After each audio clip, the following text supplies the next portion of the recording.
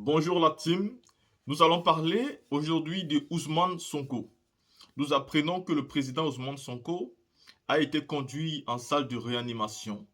Apparemment, sur la vidéo que nous avons fait hier pour annoncer que le président Ousmane Sonko avait lancé une grève de faim.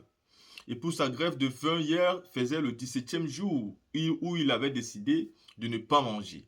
Et bien évidemment aussi où il décidait de ne pas recevoir de soins de santé. Et donc, tout le monde et tout portait aussi à croire qu'il approchait plus du décès qu'à autre chose. Et donc, hier, j'ai fait une vidéo pour dire il faut vraiment que nous prions pour que rien n'arrive au président Ousmane Sonko. Mais j'ai aussi compris que c'était toujours là sa façon de faire le combat. Parce que c'est quelqu'un qui est toujours allé au bout de tout ce qu'il fait. Ça veut dire quand il veut mener un combat, il est du genre à aller jusqu'au bout, qui ne s'arrête pas. C'est un véritable combattant. C'est un véritable déterminé et c'est un véritable idéologue. C'est pourquoi, dans ce combat-là, j'ai compris qu'il allait certainement ne pas manger et il allait certainement ne pas accepter de soins jusqu'à même, c'est-à-dire jusqu'à en mourir. Parce que le combat ici vise aussi à passer un message clair. Il est capable de se constituer un sacrifice ultime pour que le peuple sénégalais se révolte de manière radicale contre Macky Sall et ce pays irait alors dans un côté tellement sombre que Macky Sall lui-même ne serait même plus capable d'échapper. Parce qu'aujourd'hui, il aurait encore pu accepter partir aux élections de manière paisible, laisser tout le monde participer, avoir des élections inclusives et pas exclure des candidats. Après ces élections, peut-être, il pourrait avoir alors sa vie devant lui et continuer à vaquer dans ses autres occupations tranquillement.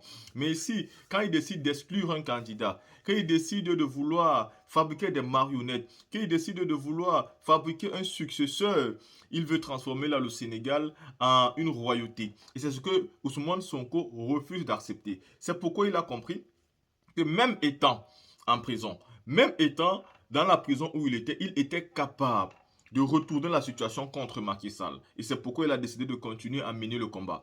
C'est donc pour dire ici que vous pouvez comprendre avec le comportement de Ousmane Sonko la véritable signification des opposants. La véritable opposition, vous pouvez aujourd'hui comprendre comment elle se comporte. Ousmane Sonko connaît que la jeunesse sénégalaise aime son projet politique. Il sait que au-delà du Sénégal, il y a toute l'Afrique entière qui soutient son combat et son projet politique. Voilà pourquoi il se doit d'être consistant, percutant, mais surtout de ne pas baisser les chines devant un Macky Sall qui n'a plus d'idées, qui a fini de faire tous ses mandats et qui doit quitter. Seulement, comme Macky Sall sait très bien que Ousmane Sonko sera le prochain candidat de la République du Sénégal, Macky Sall a décidé d'inventer des trucs contre le monsieur et l'envoyer en prison. Mais étant en prison, comment Ousmane Sonko, lui, pouvait mener son combat? Ousmane Sonko ne pouvait pas mener son combat d'une manière ou d'une autre parce qu'il n'avait pas d'autres armes. La seule façon, c'était dans la grève de faim. Et c'est donc dans cette grève de faim qu'Ousmane Sonko se retrouve en train de faire 17 jours sans manger. Mais aussi qu'il décide de refuser les soins de Macky Sall tant qu'il a encore de la force, je ne prends pas les soins. Si aujourd'hui nous apprenons que Ousmane Sonko est en réanimation, ça veut dire que c'est grave. Ça veut dire que c'est très grave.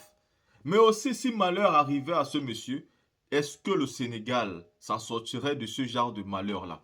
Parce qu'ici, Macky Sall fera de Ousmane Sonko, c'est-à-dire une des plus grosses légendes de son pays. C'est ça qu'il faut savoir. C'est pourquoi je dis très bien, touchons du bois, que rien n'arrive. Parce que même si nous voulons qu'il soit une légende, qu'il soit dans les livres d'histoire, qu'il soit ancré dans les têtes des jeunes, comme celui-là même qui a amené la démocratie au Sénégal, il faut qu'on le fasse. Hier déjà, il y avait des révélations sur RFI qui nous parlait déjà de ce qui pouvait arriver à Ousmane Sonko. Je ne sais pas si vous l'avez vu sur la vidéo que j'ai fait hier, la team, je vous propose ça ici. Écoutez. Inquiétude quant à l'état de santé d'Ousmane Sonko au Sénégal. Le maire de Ziguinchor ne s'alimente plus depuis 17 jours. Il s'oppose ainsi à son placement en détention provisoire le 31 juillet dernier, notamment pour appel à l'insurrection. Plusieurs acteurs et actrices politiques de l'opposition font part de leurs craintes.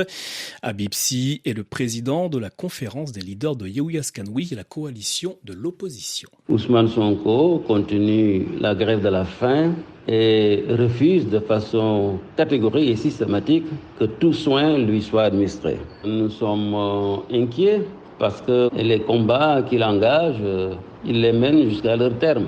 Et personne ne peut prédire les conséquences d'une dégradation continue de sa santé. Nous lui avions adressé une correspondance, lui demandant d'arrêter la grève de la faim. Lui avait décidé de continuer. Nous lui réitérons la même demande afin qu'il reste debout pour que nous continuions à mener le combat ensemble. De l'État du Sénégal, nous ne demandons pas beaucoup de choses, sinon le respect des droits et des libertés de Ousmane Sonko. Dans toutes ces affaires, ces droits ont été bafoués, ces libertés n'ont pas été respectées. Pour un pays qui se prévaut d'être un État démocratique, le recul est là, constaté par tout le monde. Voilà, quand vous finissez d'écouter, si vous comprenez que ce n'est pas surprenant aujourd'hui les nouvelles qui nous viennent, qui nous parviennent. Quand quelqu'un fait 17 jours sans manger, vous connaissez quand même qu'il y a des hydratations, qu'il y a forcément des défaillances physiques, même mentales, qui vont arriver à cet individu-là. Mais il faut comprendre aussi que Monsieur Macky Sall est un pire dictateur. Il est tellement méchant au point où, malgré les 17 jours que le gars avait fait, tu as quand même décidé de garder le gars en prison. Et pourtant, la solution était de libérer le monsieur. Que le monsieur rentre chez lui et pour que sa famille puisse s'en occuper. Parce qu'aujourd'hui, quand vous envoyez, parce que vous savez, il peut faire tout à Ousmane Sonko. Ousmane Sonko peut sortir de là tout en n'ayant même plus sa mémoire. Parce que ces dictateurs-là, quand ils ont envie d'avoir quelque chose, ils sont capables de vous déstabiliser physiquement et mentalement. Ils vous mettent en prison. En sortant de prison, vous n'avez plus toute votre faculté, donc incapable de raisonner comme quand vous étiez en train d'entrer en prison. Donc peut-être aussi pour ça qu'Ousmane Sonko a toujours dit qu'il ne se sentait pas en sécurité s'il devait être pris en charge par ceux-là même qui veulent sa mort. Et donc, Monsieur Macky Sall, s'il avait un minimum de cœur, s'il avait un minimum de sentiment pour les Sénégalais, il aurait compris qu'après ces grèves de faim-là, il devait libérer le monsieur parce que le monsieur n'a absolument rien fait. De base, vous l'accusez pour un viol contre une jeune fille, pour détournement de mœurs, tout ça, tout ce que vous voulez, et vous vous rendez compte après que le dossier n'est pas solide, que vous ne pouvez pas condamner Ousmane Sonko sur la base des accusations. Du coup, vous sortez directement des accusations farfelues, comme quoi manipulation de la jeunesse, corruption avec quoi on ne sait pas. Et aujourd'hui, vous venez avec encore d'autres accusations qu'atteinte à la souveraineté de l'État, tentative de coup d'État, vous sortez tous les jours de nouvelles accusations tout simplement pour arrêter le monsieur et jeter le monsieur en prison. Maintenant où vous l'avez pris, il vous a encore imposé une autre réalité. Et voici ce qu'on dit à tous les opposants aujourd'hui. Ceux-là qui entrent souvent en prison et en sortant changent complètement d'avis. Ces opposants qui partent aujourd'hui en prison et quand ils sortent de là, ils ne sont plus capables de mener le combat.